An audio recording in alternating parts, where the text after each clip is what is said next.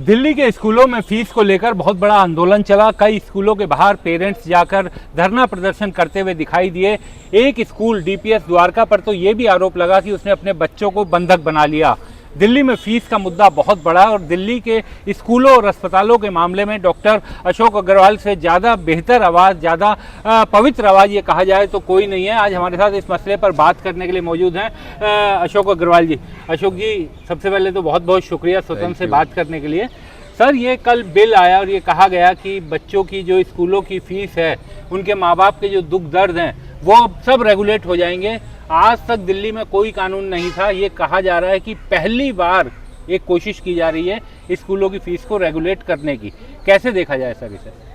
नहीं, देखिए, नेता लोग जो भाषण देते हैं तो वो तो कुछ भी कह सकते हैं ना, लेकिन ज़मीनी हकीकत क्या है और कैसे वो करते हैं। अभी ये जो बिल लाए हैं, आप देखिए ना, कल कहते हैं कैबिनेट से पास कर दिया, प्रेस कॉन्फ्रेंस भी कर ली, लेकिन अभी तक ये पब्लिक डोमेन में बिल ही नहीं है। एक्चुअल वर्ड्स क्या हैं उसके ये मालूम नहीं है। तो ऐसी स्थिति में तो कई बार बहुत मुश्किल हो जाता है कमेंट करना भी। बट एनीवे, जो भी बातें देखने को मिली और सुनने को मिली, उसके आधार पे हम ये कह सकते हैं कि जो इन्होंने बिल लाए हैं ये कैबिनेट से कम इसकी कोई कंसल्टेशन करनी चाहिए थी पब्लिक से। कम 1 हफ्ता टाइम कर लेते, लोगों को कुछ लेते, उनसे उनका रिएक्शंस लेते। तो बगैर रिएक्शन करे उन्होंने, ऐसा लगता है जैसे कोई वो घोड़े पे बैठ कर जो है ना दौड़ रहे हैं, और इसको कैबिनेट से पास कर दिया। तो कंसल्टेशन के बगैर मुझे नहीं लगता कि इसमें ज़्यादा तंत्र है। मतलब कंसल्टेशन मतलब कि बिल, ड्राफ्ट बिल के लेकर के लोगों से राय मांगनी चाहिए थी, वेबसाइट या बाकी, जैसा हमने वक्फ के मामले में देखा था।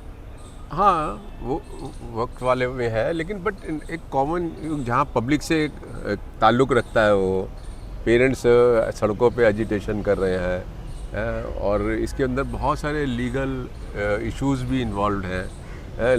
डिफरेंट स्टेट्स के अंदर डिफरेंट लॉज भी हैं, उनके भी एक्सपीरियंसेस हैं। तो वो जब तक आप पब्लिक से इनविटेशन नहीं करेंगे, इनवाइट नहीं करेंगे कि भाई अपने कमेंट्स दीजिए, एक्शन दीजिए, रिएक्शन दीजिए, तब तक आप कैसे करेंगे? तो आपने मतलब ऐसे ही हबड़ दबड़ में लगता है ये बिल्कुल ला रहे हैं। और ये जब कहा जाता है कि जो भी काम हबड़ दबड़ में होता है वो गलत ही होता है। सर, एक चीज़ इसमें ये कहा गई है कि प्रेस कॉन्फ्रेंस में ये बताया गया मुख्यमंत्री के जरिए कि 3 लेवल कमेटी बनाई जाएंगी, 3 स्तरीय कमेटी होगी।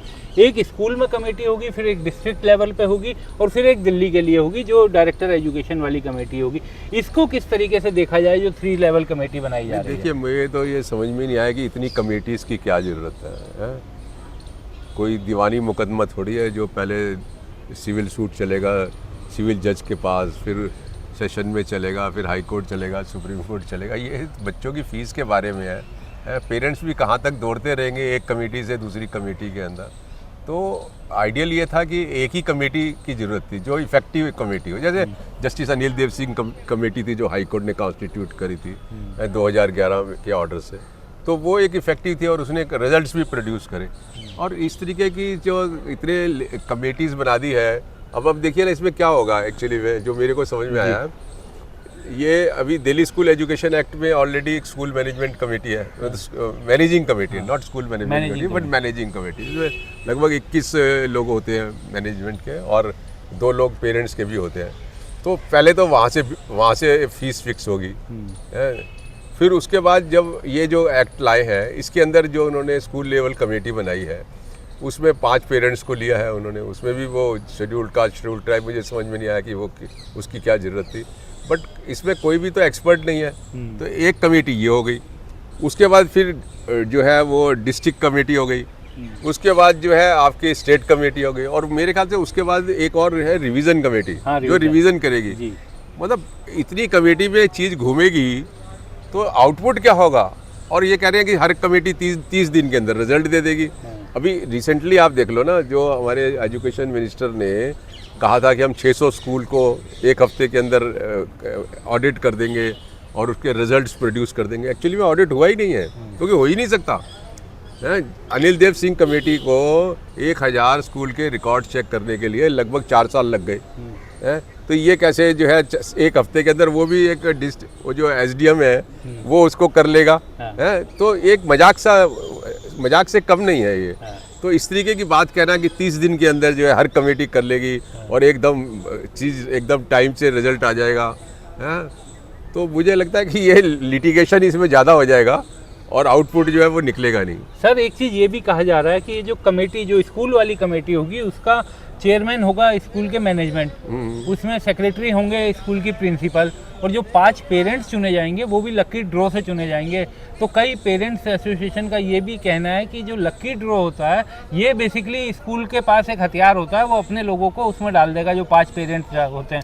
तो उनका ये कहना है कुछ लोगों का कि पेरेंट्स में भी कुछ नेता लोग होते हैं जिनको राइट्स के बारे में पता होता है, जिनको कानून के बारे में पता होता है। तो पेरेंट्स बॉडी को ये अधिकार होना चाहिए कि वो किन 5 पेरेंट्स को वहाँ पे बनाना चाहते हैं। क्या इसका भी कुछ असर पड़ता है सर? और दूसरी चीज़ सर इसी में जोड़ते हुए पूछूंगा कि ये भी कहा जा रहा है कि 15% बच्चे पेरेंट्स होने चाहिए शिकायत करने के लिए, तो उस नियम को किस तरह से देखा जाए?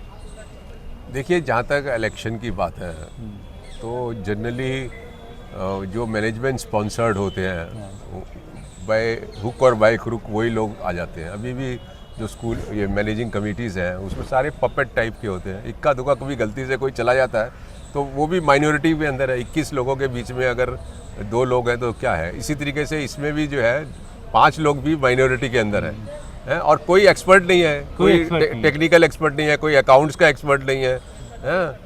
तो ये कमेटी करेगी क्या? मुझे तो लगता है ये बिल्कुल फ्लॉड कमेटी है। और जहाँ तक आपका क्वेश्चन है कि 15% अगर पेरेंट इकट्ठे होंगे तभी वो जो है आप सवाल उठा सकते, तो ऐसे करिए जैसे ट्रेड यूनियन में होता है ना कि 25% ट्रेड यूनियन वर्कर्स जो है वो एस्पाउज करते हैं तो लेबर कोर्ट में डिस्प्यूट बनता है वो है। इन्होंने पता नहीं कहाँ से ये आइडिया लिया है। तो 25% तो यहाँ इकट्ठे ही नहीं होंगे और कोई गलती से कोई होगा भी तो उसको विक्टिमाइज करेंगे। ये तो ये इम्प्रैक्टिकल अप्रोच लगती है मुझे। अशोक सर, मैं आपको देखता आ रहा हूँ 20 सालों से, तो मैं देख रहा हूँ आपको स्कूल अस्पतालों के केस लड़ते हुए। आप भी एक एक पेरेंट्स का केस लेके हाई कोर्ट पहुँच जाते हैं। क्या ये फिजिबल है कि स्कूल में अगर फीस को लेके कोई आदमी, मैं परेशान हूँ तो मेरे लिए फिजिबल है कि मैं 15% या 10% पेरेंट्स को इकट्ठा कर पाऊँ? क्या एक पेरेंट ये कर पाएगा कभी? नहीं, ये बिल्कुल गलत है, बहुत ही गलत है ये और इम्प्रैक्टिकल है। और ये मुझे लगता है एंटी, इसको कह सकते हैं कि एंटी पेरेंट्स मूव है ये। क्योंकि अभी तक जो लॉ चला आ रहा था उसमें ये था कि कोई भी पेरेंट जो है अगर सेटिस्फाई नहीं है तो वो डायरेक्टरेट को कंप्लेंट कर सकता था और वो पूरा रिकॉर्ड्स को इन्वेस्टिगेशन करा सकता था। अब इसमें ये भी है कि इसमें सो मोटो का भी प्रोविज़न होना चाहिए। अभी मुझे नहीं लग रहा इस बिल के अंदर कोई सो मोटो है, क्योंकि जो दिल्ली हाई कोर्ट का 1998 का जजमेंट था डिवीज़न बेंच का, उसमें ये बहुत क्लियरली लिखा था कि जो ये सरकार है ये इनके पास सिर्फ पावर्स ही नहीं है, इनकी ड्यूटी भी है कि कमर्शलाइजेशन इन एजुकेशन जो है चेक करना। तो इसका मतलब ये होता है कि जो एडमिनिस्ट्रेशन है वो एट इट्स ओन भी इंटरफियरेंस कर सकता है। तो इसका मतलब इन्होंने वो राइट भी शायद नहीं लिया। और जो एक इंडिविजुअल पेरेंट को राइट मिलना चाहिए कि भाई वो एग्रीव्ड है तो वो भी छीन लिया। सर एक चीज़ मैं आपसे ये जानना चाहूँगा कि कल मुख्यमंत्री की तरफ से कहा गया कि अभी तक कोई ऐसा कानून ही नहीं था जिससे इन स्कूलों के खिलाफ कुछ कार्रवाई की जा सके, यानी कोई सख्त कानून नहीं था। क्या सच में सरकार के पास कोई ऐसा हथियार नहीं था कि इन स्कूलों के खिलाफ कार्रवाई कर सके? क्योंकि कई बार हमने देखा है कि स्कूलों के खिलाफ एक्शन तो होते थे पहले भी।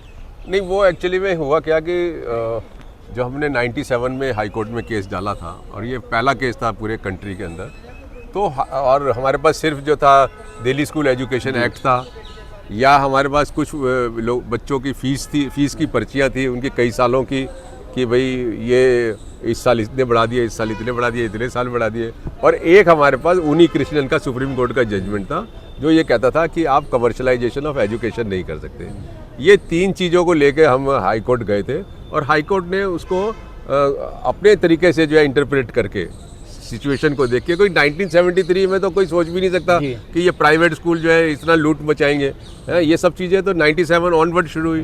तो हाई कोर्ट ने ये चीज़ें लेट डाउन करी काफ़ी चीज़ें, और उसमें जैसे उन्होंने कहा कि कैपिटेशन फी पे आप नहीं चार्ज कर सकते। और जैसे मैंने बताया कि सरकार की सिर्फ पावर ही नहीं, ड्यूटी भी है कमर्शलाइजेशन ऑफ चेक करने की। तो भाग रहे थे, सरकार तो भाग रही थी, कहती हमारी जिम्मेदारी नहीं है। कोर्ट ने कहा नहीं, तुम्हारी जिम्मेदारी है।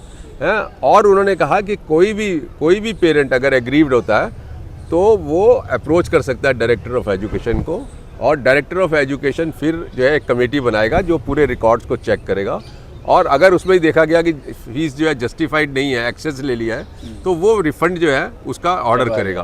तो ऐसे हुए भी काफ़ी सारे। तो ये सब कोर्ट के उससे हुए, लेकिन ज़रूरत थी एक अच्छा सा कम्प्रिहेंसिव लॉ लाने की। और इसमें तो मैं ये समझता हूँ कि सबसे अच्छा तो ये है कि जो मैनेजिंग कमेटी होती है ना, उसमें अगर आप 50% पेरेंट्स को रिप्रेजेंटेशन दे दो, तो मेरे ख्याल से 70-80% जो प्रॉब्लम्स है ना वो हल हो जाएगी। और आप क्यों नहीं दो? सवाल यह है कि पेरेंट्स को जब सारा स्कूल मेरे ही पैसे से चलना है, तो आप मुझे तो 50% रिप्रेजेंटेशन दे दो। तो ऐसा कहीं रिप्रेजेंटेशन नज़र नहीं आ रहा है, तो वो होना चाहिए। और दूसरा ये होना चाहिए कि एक committee headed by retired high court जज, जैसे कि तमिलनाडु में, गुजरात, इन्होंने पता नहीं कोई लॉ भी नहीं कहीं दूसरी जगहों के देखे, बड़े अच्छे से भी हैं, ख़राब भी हैं, तो किसी अच्छे को फॉलो कर लेते, गुजरात को फॉलो कर लेते। तो उसमें यह है कि जब भी कोई स्कूल फीस बढ़ाना चाहता है तो पहले कमेटी को प्रपोजल देगा, कमेटी उसको एग्जामिन करेगी, वो committee headed by high court जज होगा रिटायर्ड, तो वो कमेटी देखकर अगर वो ठीक है तो ओके कर देगी, नहीं तो वो अपना फीस स्ट्रक्चर दे देगी और वो 3 साल तक लागू होगा। इतनी सिंपल थी। एक कमेटी इफेक्टिव कमेटी बना लेते हैं। पास कोई भी स्कूल अपना भेजे, हाँ, जिसको जरूरत लग रही है, जिसको जरूरत लग रही है, जिसको भी बढ़ानी है प्रपोजल दो, एग्जामिन होगा। तो अब वो प्रायर अप्रूवल वाला भी मुझे लग रहा है खड्डे में साथ पड़ रहा गया, जो हमारे लैंड क्लॉज के अंदर भी जो है 300-400 स्कूल आते हैं। मुझे नहीं लगता कि उसमें वो प्रोविजन को किस तरीके से इन्होंने जो लैंड क्लॉज वाले दर्शकों को आसानी से समझाने के लिए आप उनकी बात कर रहे हैं जिनको जमीन सरकार से मिली हुई है, हाँ, जिनको कम दामों पे मिली हुई है। ऐसा था ना कि लगभग 400 स्कूल हैं दिल्ली के अंदर, अनएडेड प्राइवेट स्कूल, जिनको DDA ने या LNDO ने जो है बहुत ही कंसेशनल रेट्स के ऊपर, अगर मैं आपको एक केस का इंस्टेंस दूँ एक स्कूल का, तो 5,000 रुपये 1 एकड़ पर एकड़ के हिसाब से उसको 4 एकड़ तो ज़मीन एक मिली और 2 एकड़ जो है सिर्फ 1 रुपये की मिली उसके प्ले ग्राउंड के लिए। अच्छा। तो मतलब 6 एकड़ ज़मीन, ये स्टैंडर्ड बता रहा हूँ मैं आपको, कितनी 20,000 1 रुपये में मिली, 1 रुपये में। हाँ, तो ये, और उसके साथ कंडीशन ये थी कि आप जो है जब भी फीस बढ़ाएंगे तब भी आपको अप्रूवल लेनी पड़ेगी डायरेक्टरेट ऑफ एजुकेशन से। तो ऐसा कभी हो नहीं रहा था। तो 2004 में सुप्रीम कोर्ट ने मॉडर्न स्कूल के अंदर ये चीज़ लिखी डायरेक्टर ऑफ एजुकेशन को कि भाई आप ये क्लॉजेस को इम्प्लीमेंट करिए, तब भी नहीं किया उसने। फिर हाई कोर्ट में एक मैटर आया और हाई कोर्ट ने फिर उसके अंदर जो है ये कहा कि नहीं, ये इनको करना है, तब ये शुरू हुआ। तो वो एक अच्छा था, लेकिन उसी तरीके का लॉ बनाना चाहिए था। बिल्कुल है कि सारे लोगों का, कोई भी स्कूल, कोई भी अनएडेड प्राइवेट स्कूल अपनी फीस नहीं बढ़ा सकता जब तक वो प्रायर अप्रूवल नहीं ले। तो तब तो अच्छा होता। अभी पता नहीं इन्होंने क्या मिक्सिंग कर दी है, देखते हैं जब बिल सामने आएगा तो फिर और कमेंट कर सकते हैं हम। सर, बस एक अंतिम सवाल कि क्या आपको इस प्रेस कॉन्फ्रेंस और जिस तरीके से अचानक से आनंद फानंद में आपने कहा कि लाया गया है, क्या आपको लगता है कि मंशा है इन स्कूलों को नियंत्रित करने की, या सिर्फ ये दिखावे की कार्रवाई सरकारें करना चाहती हैं कि हमने सब ठीक कर दिया लेकिन भुगतना पड़ेगा पेरेंट्स को ही? देखिए, मैंने चीफ मिनिस्टर को भी सुना और मैंने एजुकेशन मिनिस्टर को भी सुना। चीफ मिनिस्टर तो पूरी ब्रीफ्ड भी नहीं थी, मुझे लगता है। पूरी तरीके से वो अपने एजुकेशन मिनिस्टर पे आधारित थी, क्योंकि वो तो ये भी कह रही थी कि ये जो बिल है वो एडेड स्कूलों पे लगेगा, गवर्नमेंट स्कूल पे लगेगा। अब एडेड और अनएडेड उस पर तो नहीं लगेगा, ये तो सिर्फ अनएडेड प्राइवेट स्कूल पे लगेगा। फिर उन्होंने एक बात और भी इंटरेस्टिंग कही, उन्होंने ये कहा कि ये जब फीस डिटरमिन हो जाएगी ना, तो लोग डिसाइड कर सकते हैं कि उन्हें अपने बच्चे को पढ़ाना है या नहीं पढ़ाना है। तो मुझे बड़ा बुरा लगा ये बात, क्योंकि जो सरकार है उसको ये देखना है कि कोई बच्चा इस तरीके से मतलब विक्टिमाइज ना हो, फीस के कारण स्कूल ना छोड़े, फीस की ना छोड़े। तो ऐसा सोच मतलब अच्छा कंफर्टेबल समझ मुझको नहीं लगा। और हमारे जो एजुकेशन मिनिस्टर वो लग रहे हैं कि बहुत ज़्यादा एक्सेसिव एंथुसिज्म है उनके अंदर कुछ करने का। अब वो किधर की तरफ जाएगा, स्कूल की तरफ जाएगा या पेरेंट्स की तरफ जाएगा, ये आने वाला वक्त बताएगा। चलिए सर, बहुत बहुत शुक्रिया, Thank you. आपने हमसे बात की। और उम्मीद ये की जानी चाहिए कि दिल्ली, क्योंकि दिल्ली में स्कूली फीस हमेशा बड़ा मुद्दा बनता ही है, और स्कूल के बच्चों के पेरेंट्स को इस बड़ी राहत से इस स्कूल की फीस के मामले में कुछ राहत मिल सके। बहुत बहुत धन्यवाद। और आप सभी से यही अनुरोध कि स्वतंत्र देखते रहिए, उसे लाइक कीजिए, सब्सक्राइब कीजिए और अपने साथियों के साथ शेयर करना मत भूलिए। अपने कैमरामैन शाहनवाज के साथ मैं विक्रांत यादव, द स्वतंत्र। हमारे चैनल को कृपया लाइक करें, सब्सक्राइब करें और अपने साथियों से भी जरूर करवाएं। शुक्रिया।